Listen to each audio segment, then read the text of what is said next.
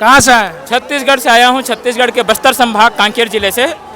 जी, हम लोग जो इस प्रोटेस्ट को अपने मन से आए हैं, क्योंकि ये जो हक और अधिकार की लड़ाई है, इसमें किसी का निमंत्रण का इंतजार नहीं करना चाहिए। जिसका जमीर जिंदा होता है वो स्वयं चला आता है। इसी आदर्शों के साथ छत्तीसगढ़ से लगभग हम लोग 20-25 की संख्या में युवा छात्र आए हुए हैं और हमारी एक ही मांग है कि जिस प्रकार से आज जो युवा यहाँ पे भारत की राजधानी जंतर मंतर में जो है छत्तीसगढ़ के युवा जो है मांग कर रहे हैं शिक्षा मंत्री के इस्तीफे की, उसको नैतिकता के आधार पे इस्तीफा देना चाहिए। साथ ही साथ पूरे जहाँ भी राज्य है वहाँ की बीजेपी सरकार जो है शिक्षा व्यवस्था को पूरी तरीके से समाप्त कर रही है और केवल वहाँ व्यापारीकरण कर रही है। मैं बताना चाहूँगा, हमारे छत्तीसगढ़ में 3 सालों में 3 शिक्षक मंत्री बदल जा चुके हैं और जो मोदी की गारंटी थी 57,000 शिक्षक भर्ती का वादा किया था, वो वादा का जो है आजकल केवल वादा रह गया है।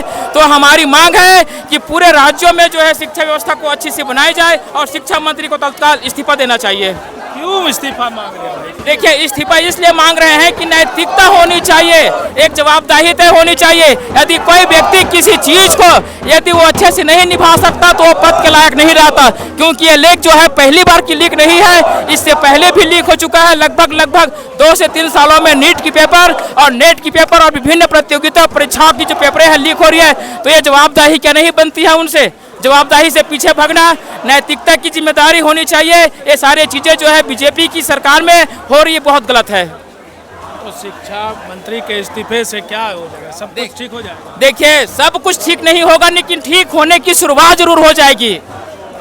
ठीक होने की शुरुआत जरूर हो जाएगी। हम चाहते हैं यदि उनमें जो है इस्तीफा इसलिए मांग रहे हैं कि उनके बच्चे क्या नीट दिला रहे हैं, भारत में विदेशों में पढ़ते हैं, एक बार नीट दिलाए और दोबारा नीट दिलाने में कितना मेहनत लगता है। माँ बाप के पैसों को किस तरह से हम बर्बाद कर रहे हैं, उसका दर्द हमें मालूम है। समय बार बार नहीं आता है। यदि उनको नीट से इतनी जो है हम इसलिए मांग कर रहे हैं कि वो एक बार इस्तीफा दे और फिर से चुनाव लड़े।